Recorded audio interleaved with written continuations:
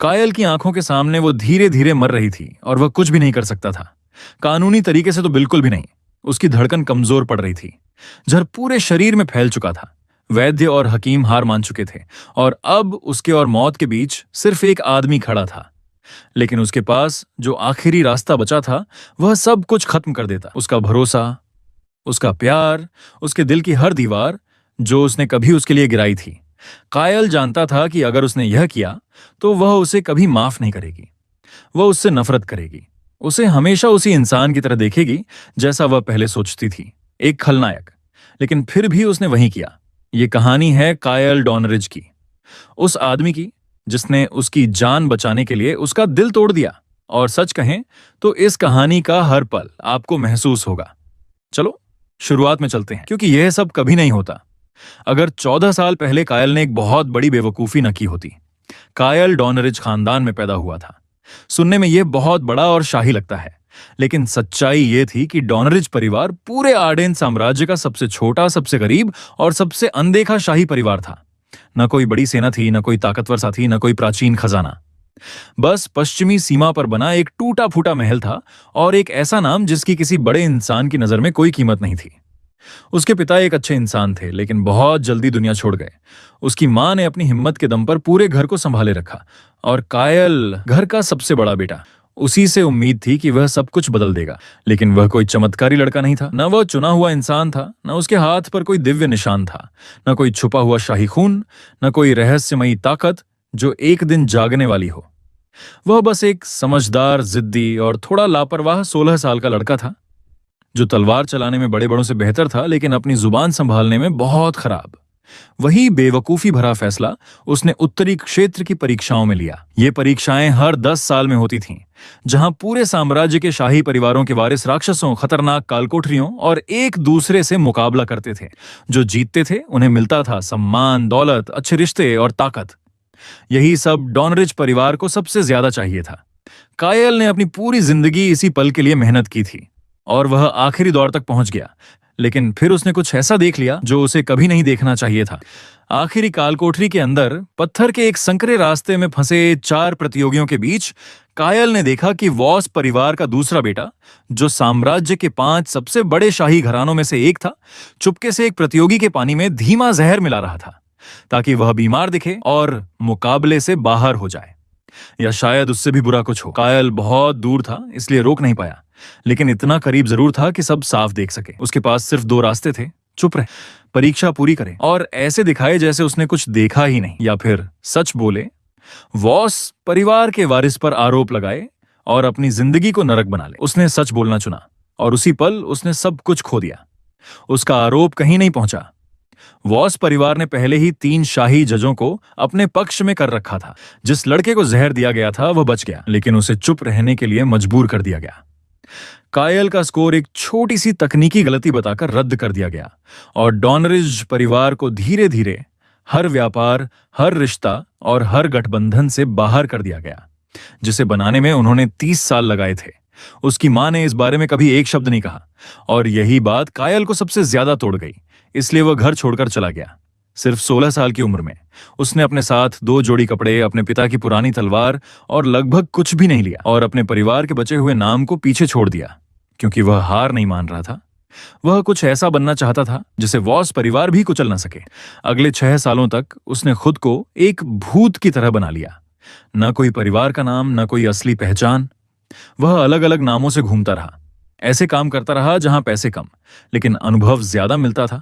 वह अलग अलग इलाकों की लड़ाइयों में हिस्सा लेता, जीतता और फिर गायब हो जाता, ताकि कोई उसे पहचान न सके। उसने एक बदनाम दरबारी जादूगर से जादू सीखा, एक रिटायर्ड हत्यारे से जहर बनाना सीखा जिसने उस पर एक एहसान चुकाना था। उसने काल कोठरियों के नक्शे याद किए, राक्षसों की कमजोरियां समझी और इसी सफर में उसके अंदर एक अजीब और बेहद खास ताकत पैदा हुई, जिसे उसने दुनिया से छुपा कर रखा। वह लोगों की नीयत पढ़ सकता था, उनके विचार नहीं, सिर्फ उनकी नीयत। वह लोगों की भावनाएं नहीं पढ़ सकता था, सिर्फ उनकी नीयत महसूस कर सकता था। जब कोई हमला करने वाला होता, झूठ बोलने वाला होता, भागने वाला होता या धोखा देने वाला होता, तो कायल को उसका एहसास आधा सेकंड पहले हो जाता था, जैसे हवा का दबाव अचानक बदल गया हो। न कोई चमकदार शक्ति जागने वाला दृश्य, न कोई जादुई आवाज, बस एक शांत लगातार काम करने वाली ताकत जिसे उसने हमेशा सबसे छुपा कर रखा। 22 साल की उम्र तक वह उत्तरी इलाकों के सबसे खतरनाक लोगों में से एक बन चुका था, लेकिन चुपचाप। और फिर भी अभी तक उसकी जिंदगी सच में बदली नहीं थी, क्योंकि सब कुछ बदलने वाला पल एक बरसाती सीमा वाले शहर वेस्ट हॉर्न में आया, जहां वह एक बिल्कुल साधारण इनाम वाले काम पर गया था। कायल को एक चोरी हुई शाही हिसाब किताब की किताब वापस लानी थी, जो एक तस्कर गिरोह के पास थी। आसान काम, साफ निकल जाना था। वह काम खत्म करने से सिर्फ 1 घंटे दूर था, जब वह गलती से एक गलत गली में चला गया और वहां उसने उसे देखा, लायरा सोलन। उस समय वह उसका नाम नहीं जानता था, बस इतना जानता था कि उसकी भौं के ऊपर से खून बह रहा था। उसके सामने उसे दोगुने बड़े 3 आदमी बेहोश पड़े थे और उसके हाथ में टूटा हुआ चाकू था, लेकिन उसके चेहरे पर डर नहीं था, सिर्फ एक अजीब सा शांत आत्मविश्वास था, जो सिर्फ वही लोग सीखते हैं जो रोज खतरनाक हालात से बचते हुए जीते हैं। उसके कपड़े महंगे थे लेकिन गंदे, उसके हाथ बिल्कुल स्थिर थे, और जब उसकी नजर कायल पर पड़ी तो उसकी आंखें बर्फ जैसी ठंडी थीं। उसने कहा, इनमें से किसी को हाथ लगाया तो पछताओगे। कायल ने तुरंत दोनों हाथ ऊपर कर दिए। मैं बस यहां से गुजर रहा हूं। वह कुछ देर तक उसे घूरती रही, फिर बोली, तुम वही आदमी हो जिसे हिसाब किताब की किताब लेने भेजा गया है? यह सवाल नहीं था। कायल थोड़ा रुका। तुम कौन हो? उसने अपने कोट के अंदर से एक मुड़ा हुआ दस्तावेज निकाला, वो इंसान जिसके पास ये पहले से है। फिर उसने कहा, मैं ये तुम्हें दे दूंगी, लेकिन तुम अपने मालिक से कहोगे कि तुम्हें यह तस्करों से मिला। मैं यहां कभी थी ही नहीं। कायल ने दस्तावेज देखा, फिर बेहोश पड़े आदमियों को, फिर उसे, लेकिन इस बार उसकी नीयत पढ़ने वाली ताकत बिल्कुल शांत थी, जो बहुत अजीब था। अक्सर हर इंसान से कुछ न कुछ महसूस होता था, लेकिन वह बिल्कुल स्थिर थी। कायल ने पूछा, क्यों? उसने बिना किसी भावना के जवाब दिया, क्योंकि अगर उन्हें पता चल गया कि यह मैंने लिया है तो उन्हें पता चल जाएगा कि मैं वेस्ट हॉर्न में हूं, और अगर उन्हें पता चल गया कि मैं वेस्ट हॉर्न में हूं तो मैं 1 हफ्ते के अंदर मर जाऊंगी। उसने यह ऐसे कहा जैसे मौसम की बात कर रही हो। तो सौदा मंजूर है? कायल ने दस्तावेज ले लिया, और उसने कभी उसका नाम नहीं बताया, लेकिन अगले 3 हफ्तों तक वह उसके बारे में सोचता रहा। फिर 8 महीने तक वह उसे दोबारा नहीं मिला, और जब मिला तो हालात बहुत ज्यादा खराब थे। आर्डेन साम्राज्य पिछले 2 सालों से धीरे धीरे टूट रहा था। कोई बड़ी लड़ाई नहीं हुई थी, न कोई एक बड़ा हादसा, बस धीरे धीरे सत्ता कमजोर पड़ रही थी। 5 बड़े शाही परिवार ताकत के लिए आपस में लड़ रहे थे, और सम्राट की तबीयत लगातार बिगड़ रही थी। इसी कमजोरी के बीच कई नए गुट पैदा होने लगे।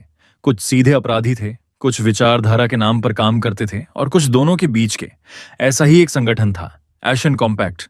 वे कानूनी और गैर कानूनी दुनिया के बीच काम करते थे, खास हुनर वाले लोगों को भर्ती करते और उन्हें बहुत पैसे देते। लेकिन असली काम क्या था, यह कभी पूरी तरह साफ नहीं होता था। कायल करीब 6 महीने से उनके आसपास काम कर रहा था, लेकिन पूरी तरह जुड़ा नहीं था। फिर एक दिन उन्होंने उसे सीधा प्रस्ताव दिया, पूरा संरक्षण, पैसा, संसाधन और इतनी बड़ी तनख्वाह जिससे डॉनरिज परिवार 3 साल में फिर से खड़ा हो सकता था। काम आसान था, राजधानी से पूर्वी इलाके तक एक गुप्त सामान वाली गाड़ी की सुरक्षा करनी थी। 3 दिन का सफर, कोई परेशानी नहीं होनी थी, और उसी काफिले में लायरा सोलन भी थी। उसने पहले 10 मिनट में ही कायल को पहचान लिया, और उसके चेहरे से साफ लग रहा था कि वह उसे वहां देखकर बिल्कुल खुश नहीं थी। कायल ने उसकी तरफ से एक तेज एहसास महसूस किया, पूरी दुश्मनी नहीं, लेकिन जैसे वह हर चीज का हिसाब लगा रही हो। उसने कहा, तो तुम वही आदमी हो? कायल बोला। कायल, वह बोली, मुझे पता है, और फिर बिना कुछ समझाए वापस काम में लग गई। कायल पूछना चाहता था कि उसे उसका नाम कैसे पता, लेकिन उसने नहीं पूछा। उसे पहले ही समझ आ चुका था कि जो लोग खुद बात नहीं करना चाहते, उन्हें ज्यादा धक्का देना मुसीबत बुलाने जैसा होता है। सफर के दूसरे दिन मुसीबत आ गई। सुबह एक संकरे पहाड़ी रास्ते में उन पर हमला हुआ, ऐसी जगह जहां से न आगे जाया जा सकता था, न पीछे भागा जा सकता था। हमलावर पूरी तैयारी के साथ आए थे, कम से कम 20 लोग। 3 शक्तिशाली जादूगर पीछे से हमला कर रहे थे, और एक खास टीम सीधे सामान पर निशाना लगा रही थी। यह कोई साधारण लूट नहीं थी। किसी को रास्ते की जानकारी थी, किसी को यह भी पता था कि काफिले में क्या जा रहा है। कायल बाईं तरफ के दुश्मनों से लड़ रहा था, तभी उसकी नीयत पढ़ने वाली ताकत अचानक बहुत तेज हो गई। लेकिन इस बार एहसास दुश्मनों की तरफ से नहीं आया था। कायल तुरंत पलटा। काफिले का ही एक गार्ड छुपकर सिग्नल फ्लेयर निकाल रहा था, मदद बुलाने के लिए नहीं, और हमलावर बुलाने के लिए। कायल सिर्फ 4 सेकंड में उसके पास पहुंच गया। फ्लेयर जलने से पहले ही उसने उसे पकड़ लिया। गद्दार ने तुरंत तलवार निकाल ली। दोनों के बीच छोटी सी लड़ाई हुई, लेकिन मुकाबला बराबरी का नहीं था। कायल ने उसे जल्दी खत्म कर दिया, लेकिन उसी दौरान उसे लायरा की चीख सुनाई दी। वह डर की चीख नहीं थी, दर्द की थी, और दोनों में फर्क होता है। कायल तुरंत आवाज की तरफ भागा। वहां लायरा सामान वाली गाड़ियों के पास अकेली लड़ रही थी, सिर्फ एक छोटी तलवार और अपनी जिद के भरोसे। दो हमलावर उसे घेर चुके थे। उसके बाएं हिस्से में चोट लगी थी। घाव तुरंत जानलेवा नहीं लग रहा था, लेकिन उसकी ताकत कम हो रही थी। कायल ने 30 सेकंड में लड़ाई खत्म कर दी। लायरा जमीन पर बैठी तेज सांस ले रही थी और उसके चेहरे पर वही गुस्सा था जो किसी ऐसे इंसान के चेहरे पर होता है जिसे बचाया गया हो, लेकिन उसे यह बिल्कुल पसंद ना आया हो। वह बोली, मैं संभाल लेती। कायल ने कहा, तुम हार रही थी, मेरे पास योजना थी। तुम्हारी योजना में बड़ा छेद था। वह उसके घाव को देखने के लिए नीचे बैठ गया। दर्द कितना है जरूरी नहीं। कायल हल्का सा मुस्कुराया, मतलब बहुत ज्यादा। उसने अपने बैग से पट्टियां निकाली। शांत बैठो। लायरा शांत बैठी रही। उसने धन्यवाद नहीं कहा, लेकिन इलाज के दौरान बहस भी नहीं की। और अब तक कायल समझ चुका था कि यही उसका शुक्रिया कहने का तरीका था।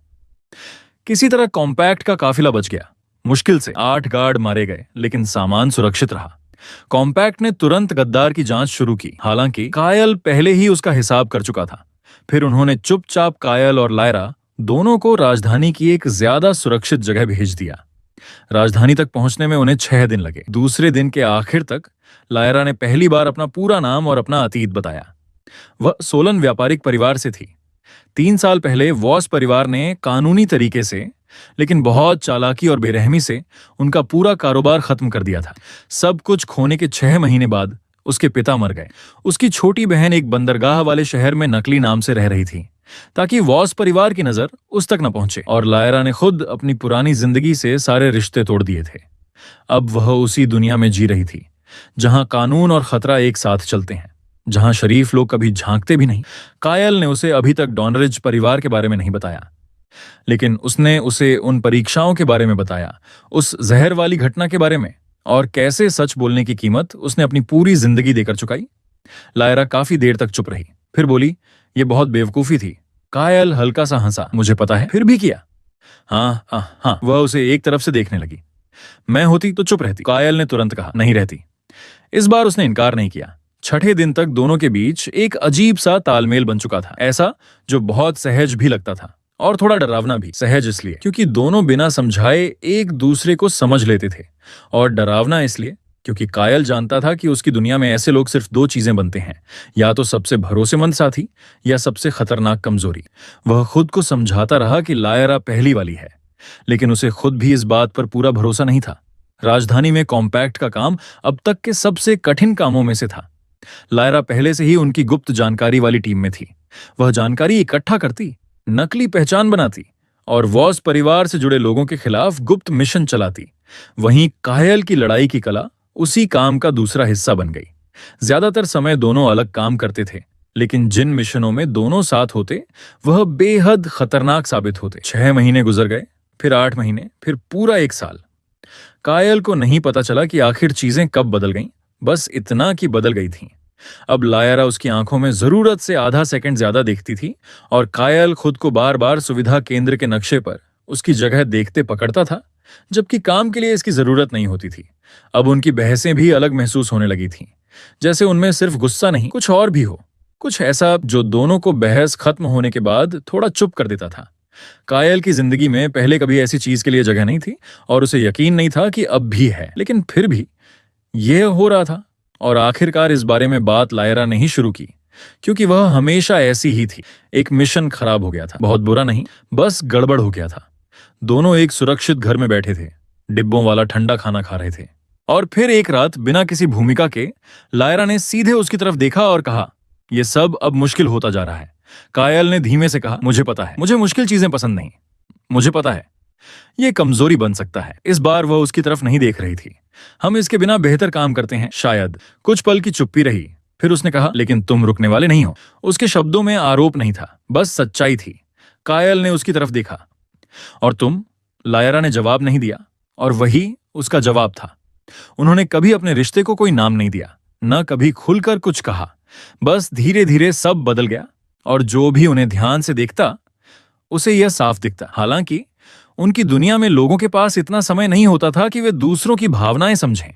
अब लायरा शाम को अक्सर उसके कमरे में आने लगी, चाय लेकर, जिसे वह कभी मानती नहीं थी कि उसने खुद बनाई है। और कायल बिना कहे उसके मिशनों के रास्ते और खतरे जांचने लगा। छोटी छोटी बातें, शांत बातें, ऐसी बातें जिनका एक नाम होता है, लेकिन दोनों में से किसी ने कभी वह नाम जुबान पर नहीं लाया। फिर कॉम्पैक्ट का असली मिशन तेज हो गया और जो कुछ धीरे धीरे बन रहा था वह अचानक बहुत बड़ा हो गया। कॉम्पैक्ट के नेता कई सालों से एक खास योजना पर काम कर रहे थे। ये कोई तख्ता पलट नहीं था, न सिर्फ पैसे और ताकत की लड़ाई, ये उससे कहीं ज्यादा खतरनाक था। वे पूरे साम्राज्य की ताकत का संतुलन बदलना चाहते थे, क्योंकि पांचों बड़े शाही परिवारों ने पीढ़ियों से शाही अदालतों के अंदर भ्रष्टाचार और अपराध का जाल बना रखा था। कॉम्पैक्ट उन्हीं सबूतों को इकट्ठा कर रहा था। अगर वे सबूत सही समय पर सामने आ जाते तो वॉस परिवार हमेशा के लिए खत्म हो सकता था, लेकिन अगर उससे पहले सच बाहर आ जाता तो कॉम्पैक्ट का हर आदमी मारा जाता।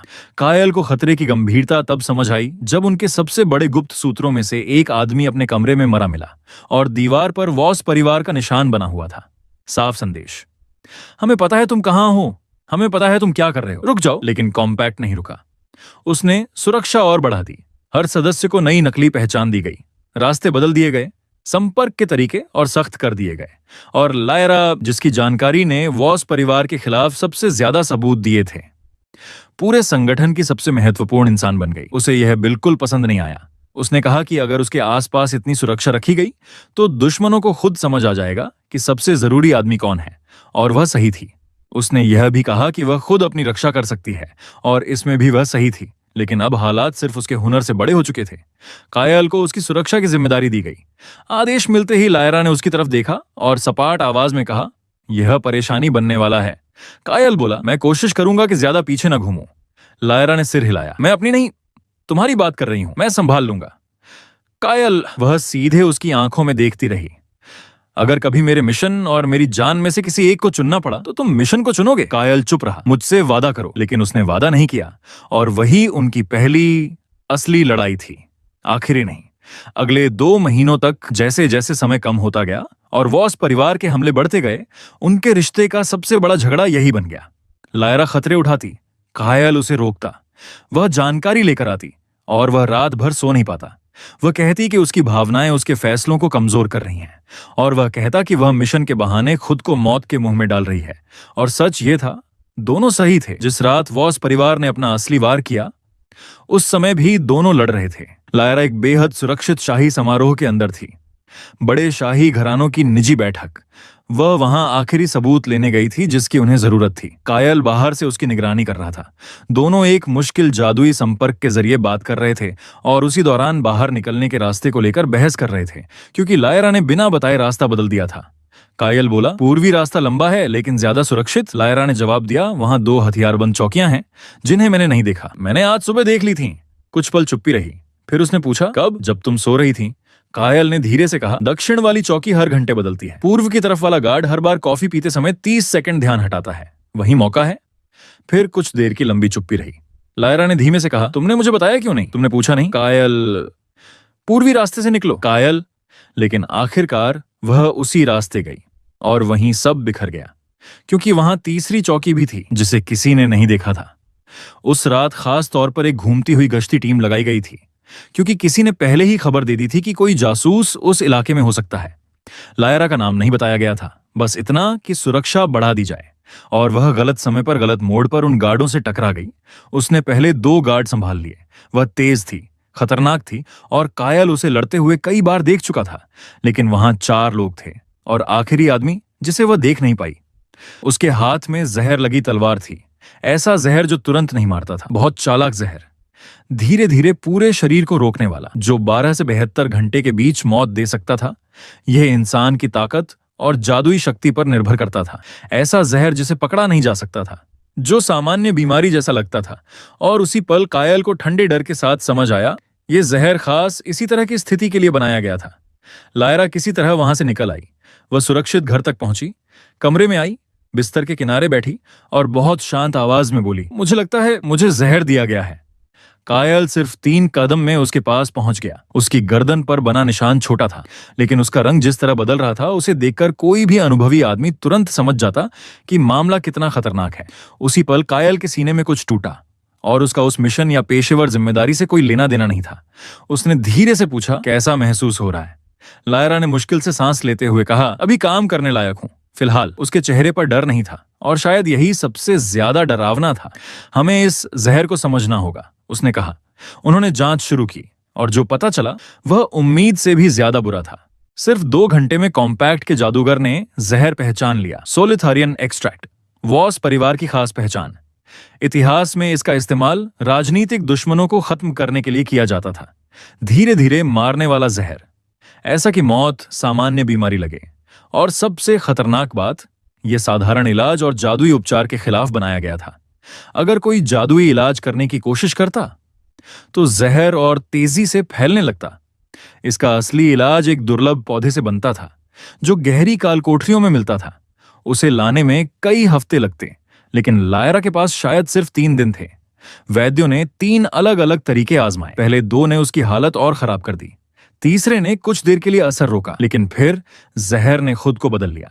दूसरे दिन के आखिर तक वह बिना सहारे खड़ी भी नहीं हो पा रही थी, और कायल 36 घंटे से सोया नहीं था।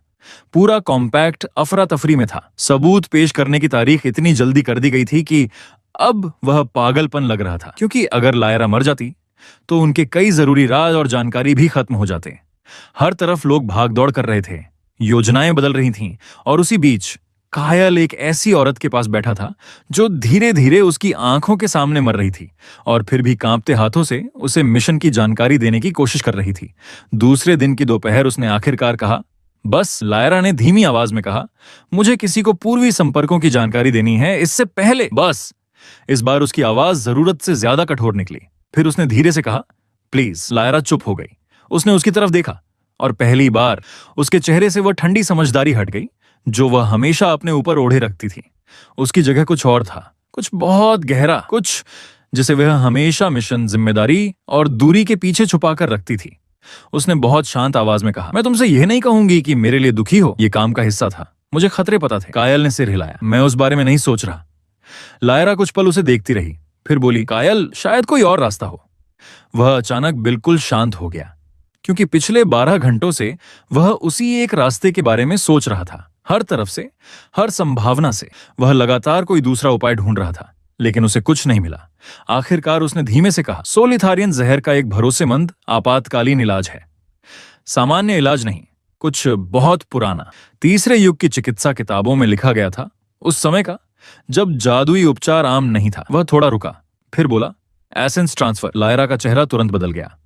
वह समझ गई थी इसका मतलब क्या है। एसेंस ट्रांसफर कोई सामान्य इलाज नहीं था, वह एक आध्यात्मिक प्रक्रिया थी, और लगभग 200 सालों से साम्राज्य के ज्यादातर हिस्सों में गैरकानूनी थी।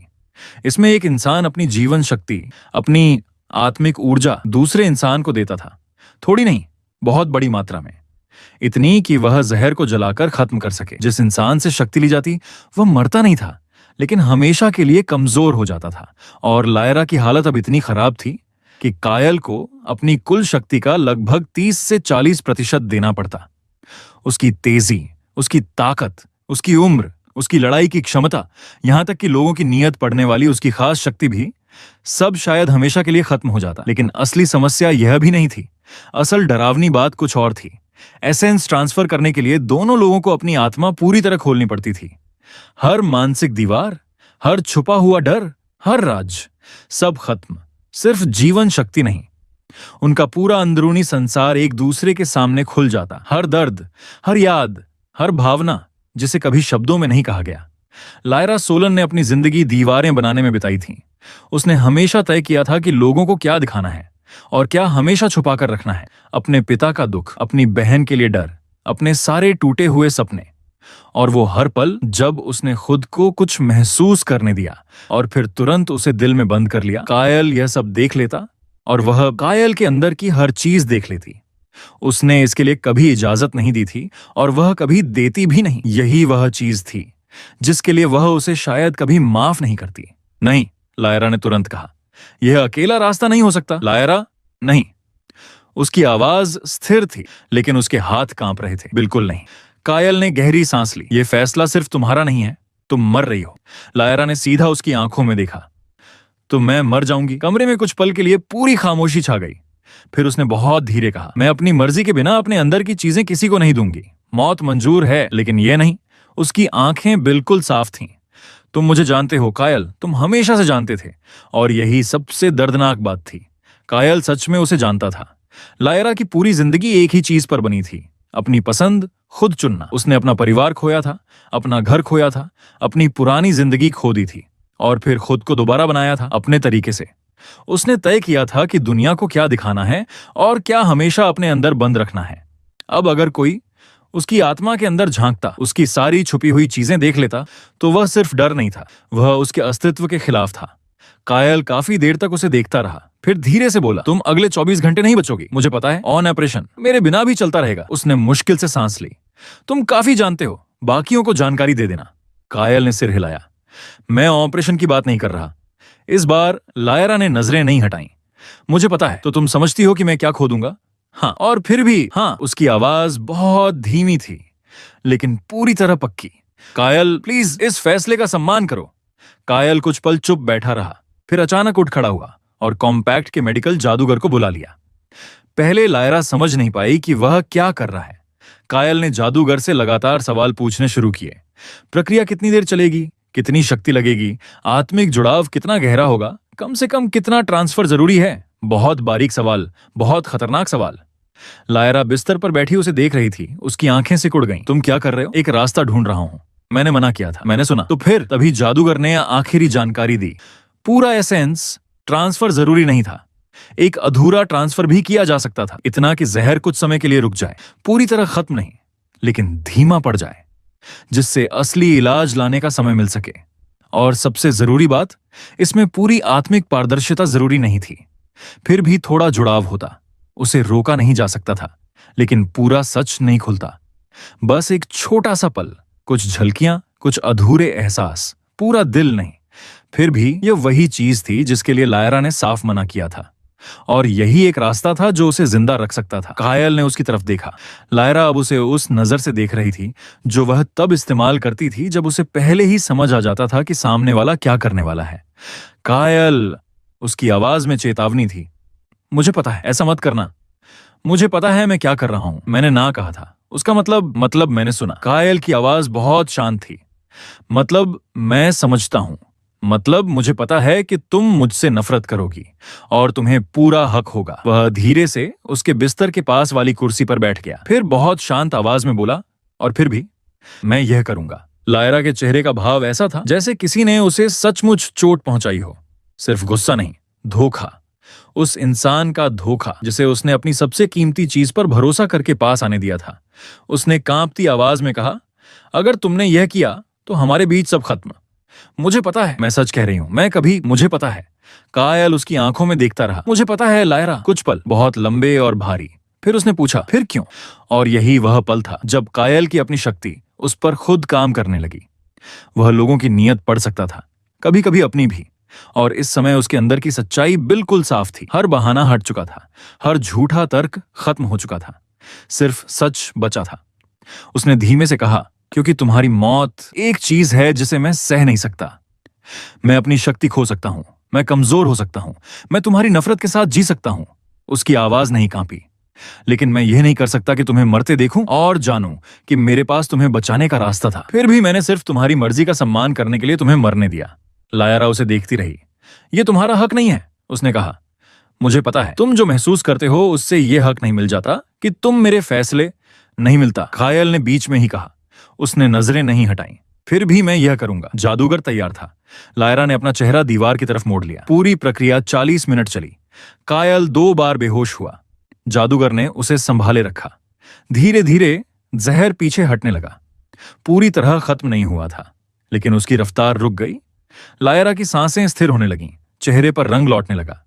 जादूगर बार बार कह रहा था, यह काम कर रहा है, अब हमारे पास समय है, अब असली इलाज लाया जा सकता है। कायल कमरे के कोने में बैठ गया, दोनों हाथ घुटनों पर टिके हुए। वह अपनी धड़कन सामान्य होने का इंतजार कर रहा था, और उसी दौरान उसे महसूस हुआ कि उसके अंदर कुछ कम हो गया है। पूरी तरह गायब नहीं, बस धुंधला। दुनिया पहले जैसी साफ नहीं लग रही थी। उसने अपनी नीयत पढ़ने वाली शक्ति इस्तेमाल करने की कोशिश की, लेकिन अब सिर्फ हल्की सी गूंज महसूस हुई। शायद पहले का 30% या उससे भी कम। उसे पहले से कीमत पता थी, और उसने वह कीमत चुका दी थी। लायरा अब बिस्तर पर बैठी थी। उसके चेहरे पर रंग लौट आया था और उसकी आंखें खुली हुई थीं। उसकी आंखें दीवार पर टिकी हुई थीं, कायल पर नहीं। फिर जादूगर कमरे से बाहर चली गई और उसके बाद जो खामोशी बची वह कायल ने अपनी जिंदगी में कभी इतनी भारी महसूस नहीं की थी। उसने धीरे से कहा, कुछ घंटों में असली इलाज आ जाएगा। कोई जवाब नहीं। तुम्हें कुछ खा लेना चाहिए। फिर भी चुप्पी। लायरा, इस बार उसने उसकी तरफ देखा। उसका चेहरा पूरी तरह शांत था, बहुत ज्यादा शांत। और शायद यही सबसे बुरा था। कायल चाहता था कि वह चिल्लाए, गुस्सा करे, कुछ तो महसूस होने दे, लेकिन यह ठंडी, बंद, संभली हुई खामोशी, यह वही चेहरा था जो लायरा तब पहनती थी जब उसके अंदर कुछ बहुत गहराई से टूट चुका होता था। उसने सिर्फ एक बात कही, बाहर जाओ, और कायल बाहर चला गया। वह कुछ देर कमरे के बाहर दीवार से टिककर खड़ा रहा, सिर ऊपर उठाकर छत को देखता रहा। फिर खुद को संभालकर कॉम्पैक्ट के नेताओं को मिशन की जानकारी देने चला गया। अगले 3 दिन उसने लगभग बिना सोए बिताए, और अब उसके पास पहले जैसी ताकत का सिर्फ 40% बचा था, लेकिन वह फिर भी काफी था। उसने खुद को काम में डुबो दिया, बाकी मिशन पूरे की, जानकारी बांटी, सुरक्षा व्यवस्था बदली, नई योजनाएं बनाई, और सबसे ज्यादा उस कमरे से दूर रहा जहां लायरा ठीक हो रही थी, क्योंकि उसे पता था कि अगर वह उसके तैयार होने से पहले वापस गया तो शायद सब और खराब हो जाएगा। तीसरे दिन असली इलाज पहुंच गया। लायरा ने वह लिया। जादूगर ने कहा कि 24 घंटे में वह पूरी तरह ठीक हो जाएगी। चौथे दिन कायल एक मेज पर बैठा जरूरी कागज देख रहा था। तभी उसे कमरे का दरवाजा खुलने की आवाज सुनाई दी। उसने सिर नहीं उठाया। फिर कदमों की आहट आई, धीरे धीरे उसके सामने आकर रुक गई। वह फिर भी कागजों को देखता रहा। तभी लायरा ने कहा, तुमने अपनी वह शक्ति खो दी। यह सवाल नहीं था, किसी तरह उसे पता चल गया था, शायद उस अधूरे आत्मिक जुड़ाव के दौरान, उस छोटी सी झलक से जो दोनों ने एक दूसरे की देखी थी। कायल ने सामान्य आवाज में कहा, ज्यादातर। कितनी? काफी। फिर उसने पहली बार उसकी तरफ देखा, लेकिन अभी भी काम करने लायक है। लायरा उसे ऐसे देख रही थी जैसे उसके चेहरे पर कुछ ऐसा हो जिसे वह खुद भी समझ नहीं पा रही। वह पहले वाली ठंडी खामोशी नहीं थी, कुछ और था, ज्यादा मुश्किल, ज्यादा गहरा। शायद वह खुद भी नहीं चाहती थी कि वह उसे देखे। फिर उसने धीरे से कहा, तुम्हें यह करने की जरूरत नहीं थी। कायल ने बिना रुके जवाब दिया, थी, तुम कर सकते थे। नहीं, उसने सिर हिलाया, सच में नहीं कर सकता था। लायरा कुछ देर चुप रही। कायल इंतजार करता रहा। उसे समझ आ चुका था कि यह वही पल है जहां सब कुछ किसी भी दिशा में जा सकता है। आखिरकार उसने धीरे से कहा, मैंने कुछ देखा था उस ट्रांसफर में, बस एक छोटा सा हिस्सा। कायल बिल्कुल स्थिर बैठा रहा। तुमने जानबूझकर कुछ नहीं दिखाया। वह शब्द बहुत संभाल कर बोल रही थी। मुझे पता है, वह बहुत गहरा नहीं था, बस ऊपर की एक झलक। कायल ने पूछा, क्या देखा? लायरा ने उसकी तरफ देखा। उसका जबड़ा हल्का सा कसा हुआ था। वह परीक्षा, उसने धीमे से कहा, 16 साल का एक लड़का जो अपनी आंखों के सामने गलत चीज होते देखता है और फिर भी सच बोलने का फैसला करता है, जबकि उसे पहले से पता होता है कि इसकी कीमत क्या होगी। कायल चुप रहा। लायरा ने नजरें झुका लीं। पिछले 4 दिनों से मैं खुद को यही समझा रही थी कि जो तुमने किया वह माफ करने लायक नहीं। उसकी आवाज बिल्कुल सीधी थी, कि तुमने मेरे लिए फैसला लिया, और वजह मायने नहीं रखती, क्योंकि कुछ फैसले इतने बड़े होते हैं कि उनका कारण छोटा पड़ जाता है। कायल ने धीरे से कहा, तुम गलत नहीं हो, मुझे पता है। उसने मेज की तरफ देखा, फिर वापस उसकी तरफ। मैं अभी भी गुस्से में हूं, यह सही है। मैं अभी तक तय नहीं कर पाई कि इस सब के साथ क्या करना है। तुम्हें अभी कुछ तय करने की जरूरत नहीं, मुझे पता है। उसकी आवाज हल्की बदल गई। मैं उन चीजों में अच्छी नहीं हूं जो मेरे नियंत्रण में नहीं होती। कायल ने बहुत शांत होकर कहा, मुझे पता है, और तुम्हें यह तब भी पता था जब तुमने यह किया। हाँ। फिर दोनों के बीच फिर से खामोशी आ गई, लेकिन इस बार वह पहले जैसी नहीं थी। ये दीवार जैसी नहीं लग रही थी, जैसे कुछ अभी बाकी हो, कुछ जो अभी पूरी तरह टूटा नहीं था। आखिरकार लायरा ने कहा, मिशन, हम 6 दिन बाद सबूत पेश करने वाले हैं। मुझे पता है, मुझे तब तक पूरी तरह तैयार होना होगा। डॉक्टर कह रहे हैं कि मैं ठीक हूं, लेकिन असली काम मुझे ही संभालना होगा। मैं ये सुनिश्चित कर दूंगा कि तुम्हें जो भी चाहिए सब मिले। लायरा ने हल्के से सिर हिलाया, बहुत छोटा, बहुत सधा हुआ इशारा। फिर वह मुड़ी और जाने लगी, लेकिन दरवाजे तक पहुंचकर रुक गई। इस बार भी उसने पीछे मुड़कर नहीं देखा। फिर बहुत धीमी आवाज में बोली, जिस चीज को तुमने महसूस किया था जब तुमने वह फैसला लिया, वही वजह, वही 16 साल का लड़का जिसने वह बेवकूफी सिर्फ इसलिए की क्योंकि चुप रहना उससे भी ज्यादा गलत लगता था। कुछ पल की चुप्पी रही, फिर उसने कहा, मैंने वह महसूस किया। कायल कुछ नहीं बोला। वह बिल्कुल वैसा ही था। उसकी आवाज और धीमी हो गई, ठीक वही एहसास। और फिर वह वापस अपने कमरे में चली गई। कायल बहुत देर तक वहीं बैठा रहा। 6 दिन बाद कॉम्पैक्ट ने अपने सारे सबूत आपातकालीन शाही सभा के सामने पेश किए। 5 बड़े शाही घरानों में से 4 को अलग अलग तरीकों से वहां आने पर मजबूर किया गया था। इसका मतलब था कि अब सच को दबाया नहीं जा सकता था। वॉस परिवार के सारे अपराध सबके सामने खोल दिए गए। धन की चोरी, राजनीतिक हत्याएं, 3 पीढ़ियों तक की चालबाजियां और भ्रष्टाचार, सब कुछ। और यह उनके लिए विनाशकारी साबित हुआ। ऐसा विनाश जिससे उभरने में दशकों लग जाते हैं। अगर कोई कभी उभर पाए तो। सभा में चारों तरफ अफरा तफरी थी। कायल पीछे खड़ा था। वह वॉस परिवार के प्रतिनिधि को देख रहा था, जो अपनी घबराहट छुपाने की कोशिश कर रहा था और बुरी तरह असफल हो रहा था। और उसी पल कायल के अंदर 14 साल से अटका हुआ कुछ आखिरकार शांत हो गया। उधर सामने लायरा खड़ी थी, पूरी सभा को आखिरी जानकारी दे रही थी, तेज, सटीक और कमरे में मौजूद हर इंसान पर पूरी पकड़ के साथ। उसने एक बार भी कायल की तरफ नहीं देखा। उस शाम कॉम्पैक्ट की लगभग खाली हो चुकी इमारत में लायरा उसे उसके छोटे से ऑफिस में मिली। वह सामने वाली कुर्सी पर बैठ गई। फिर उसने एक मुड़ा हुआ कागज मेज पर रखा। कायल ने उसे देखा। लायरा बोली, हाउस डॉनरिज, पिछले 6 दिनों से मैं आर्थिक रिकॉर्ड देख रही थी। बाकी कामों के बीच तुम्हारी जायदाद अभी भी कानूनी तौर पर तुम्हारे परिवार के नाम पर है। उसने कागज पर उंगली रखी। वॉस परिवार के टूटने के बाद 3 पुराने व्यापारिक समझौते खत्म हो जाएंगे और उन्हें दोबारा तुम्हारे पक्ष में बनाया जा सकता है। फिर उसने शांत आवाज में कहा, पूरा परिवार तुरंत पहले जैसा नहीं बनेगा, लेकिन शुरुआत हो सकती है। कायल ने कागज देखा, फिर उसकी तरफ। तुमने ये सब कब किया? सुबह। वह उसे उसी संभले हुए चेहरे से देख रही थी। मीटिंग से पहले तुम ठीक हो रही थी। मेरे पास सुबह का समय था, मैंने उसका इस्तेमाल किया। कुछ पल चुप्पी रही। फिर उसने कहा, अगर हम वही करने वाले हैं जो मैं सोच रही हूं, तो हमें ऐसे संसाधन चाहिए होंगे जो कॉम्पैक्ट से जुड़े ना हो। कायल ने उस हम शब्द को नोटिस किया, लेकिन उसने कुछ नहीं कहा। बस पूछा, तुम्हें क्या लगता है हम आगे क्या करने वाले हैं? लायरा ने सीधा उसकी तरफ देखा। इस बार उसके चेहरे की वह नियंत्रित दीवार थोड़ी कमजोर पड़ गई। अंदर की कुछ चीज साफ दिख रही थी। वॉस परिवार खत्म नहीं हुआ, उन्हें चोट पहुंची है, उनका सच सामने आ गया है, लेकिन उनके पास अभी भी पैसा है और लोग भी। वह कुर्सी पर थोड़ा पीछे हुई। और लगभग 6 महीने बाद वे उन सभी लोगों को ढूंढना शुरू करेंगे जिन्होंने उन्हें गिराया, और वे यह सुनिश्चित करना चाहेंगे कि उन लोगों को इसकी भारी कीमत चुकानी पड़े। फिर उसने धीरे से कहा, ठीक होने के दौरान मैंने सोलिथारियन जहर के बारे में बहुत पढ़ा। ये कहां से आता है, कौन बनाता है और किसकी अनुमति के बिना इसका इस्तेमाल नहीं हो सकता? कायल चुपचाप सुनता रहा। जिस इंसान ने काफिले पर हमला करवाया, जिसने खास तौर पर मुझे निशाना बनाने का आदेश दिया, उसकी आवाज बिल्कुल शांत थी। वह ऐसा इंसान नहीं होगा जो सभा में हारने के बाद चुपचाप बैठ जाए। फिर उसने सीधा कहा, हमें उसे ढूंढना होगा, उससे पहले कि उसे पता चले कि हमें कितना पता है। इसमें महीने लग सकते हैं, शायद साल भी। कायल ने पूछा, तो तुम कह रही हो? लायरा ने बिना झिझक जवाब दिया, मैं अभी खत्म नहीं हुई। फिर पहली बार उसने पूरी तरह उसकी आंखों में देखा, बिना दूरी के, बिना दीवारों के। मैं कह रही हूं कि मैं अभी भी तुमसे नाराज हूं, और शायद अभी कुछ समय तक रहूंगी भी, और हमारे बीच अभी बहुत सी बातें बाकी हैं जो सुलझी नहीं हैं। एक पल रुककर उसने आगे कहा, और मैं यह भी कह रही हूं कि तुम सबसे काम के सबसे परेशान करने वाले और सबसे नामुमकिन इंसान हो जिसके साथ मैंने कभी काम किया है। उसकी आंखों में हल्की सी चमक आई। और मुझे तुम्हारे साथ काम बंद करने में कोई दिलचस्पी नहीं है। कायल उसे देखता रहा, फिर धीरे से बोला, यह बहुत मुश्किल बात थी। लायरा ने हल्का सा सांस छोड़ी, और पहली बार बहुत हल्की, लगभग छुपी हुई मुस्कान उसके चेहरे पर आई। मैं खुद मुश्किल इंसान हूं, मेरा गुस्सा सच है, लायरा ने धीरे लेकिन साफ आवाज में कहा। और यह भी सच है कि मैं अभी उस बात से आगे नहीं बढ़ी हूं। वह लगातार उसकी आंखों में देख रही थी।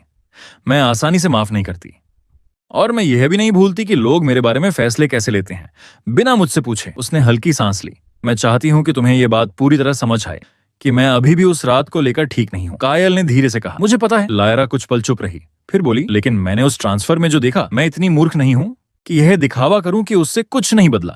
वह थोड़ी देर रुकी, चाहे मैं यह चाहती हूं कि कुछ भी न बदला होता। कायल काफी देर तक उसकी बात महसूस करता रहा। फिर उसने पूछा, तो इसका मतलब क्या है? लायरा के होंठों पर लगभग मुस्कान आई, पूरी नहीं, बस हल्की सी। इसका मतलब हम उस इंसान को ढूंढेंगे जिसने मेरी हत्या का आदेश दिया, और उस पूरे नेटवर्क को खत्म करेंगे जिसने यह जहर बनाया। और ये सब हम ऐसे करेंगे। अब उसकी आंखें थोड़ी तेज हो गईं कि तुम मेरी जिंदगी के बारे में अकेले फैसले नहीं लोगे। फिर उसने मेज पर रखा दस्तावेज उठाया और उसकी तरफ बढ़ा दिया। और इस सबके बीच तुम अपने घर को फिर से खड़ा करोगे, क्योंकि आगे हमें संसाधनों की जरूरत पड़ेगी। उसकी आवाज थोड़ी नरम हुई। और क्योंकि वह 16 साल का लड़का यह देखने का हक रखता है कि उसकी कुर्बानी बेकार नहीं गई। कायल ने दस्तावेज हाथ में लिया, कुछ पल उसे देखता रहा, फिर धीरे से पूछा, और उसके बाद लायरा खड़ी हो गई। 1 साल बाद पूछना। वह दरवाजे तक गई, हाथ दरवाजे के फ्रेम पर रखा, फिर बिना पीछे देखे बोली, कायल, अपनी शक्ति को लेकर खुद को मत तोड़ो। तुम्हारे पास जो 30% बचा है वह भी दुनिया के ज्यादातर लोगों से ज्यादा है। और फिर वह चली गई। कायल काफी देर तक हाथ में पकड़े दस्तावेज को देखता रहा। डॉनरिज परिवार को फिर से खड़ा करने की योजना, एक ऐसा भविष्य जिसके बारे में उसने बहुत पहले सोचना छोड़ दिया था, और यह भविष्य उसे वापस उसी इंसान ने दिया था जिसके लिए उसने सब कुछ खोया था। वही इंसान जो अभी भी उससे नाराज थी, जिसने अभी तक उसे माफ नहीं किया था, और जिसने अपने ही तरीके से उसे यह भी कह दिया था कि वह फिर भी उसके साथ रहने वाली है। कायल ने कागज को बहुत सावधानी से मोड़ा और अपने कोट में रख लिया। खिड़की के बाहर राजधानी अभी भी शाही सभा के बाद की हलचल में डूबी हुई थी। 6 महीने बाद वॉस परिवार पलटवार शुरू करेगा। कहीं ना कहीं कोई पहले ही उनके नाम जान चुका था और अगली चाल की तैयारी कर रहा था। आगे ऐसे दुश्मन थे जिन्हें वे अभी तक पहचान भी नहीं पाए थे, और आत्मिक ट्रांसफर की उन अधूरी झलकियों में दोनों ने ऐसी चीजें देख ली थीं जिन्हें अब भुलाया नहीं जा सकता था, ऐसी भावनाएं जिन्हें वापस छुपाया नहीं जा सकता था। उसे शायद सो जाना चाहिए था, लेकिन वह नहीं सोया, क्योंकि सिर्फ 3 घंटे बाद कॉम्पैक्ट के सुरक्षित चैनल पर एक संदेश आया। कोई नाम नहीं, बस 4 शब्द और एक जगह का नाम। हमें पता है तुम वहीं हो। और उसी पल कायल को पूरा यकीन था कि शहर के किसी दूसरे हिस्से में लायरा भी यही संदेश पढ़ रही होगी। वह पहले ही अपना कोट उठाने जा रहा था, तभी उसका दरवाजा खुला। लायरा वहां खड़ी थी, हाथ में वही संदेश, आंखों में वही तेज चमक, जिसे कायल अब उसकी उत्साहित होने की निशानी पहचानने लगा था। उसने सीधा कहा, हमारे सामने समस्या है। कायल ने शांत आवाज में जवाब दिया, मुझे पता है, हमें आज रात ही निकलना होगा। मुझे पता है। लायरा ने उसे 1 सेकंड तक देखा और फिर उसके चेहरे पर कुछ बदला, बहुत छोटा, बिना बचाव के, इतनी जल्दी कि कायल उसका नाम भी नहीं दे पाया। फिर उसने बस इतना कहा, अच्छा, और दोनों साथ निकल गए।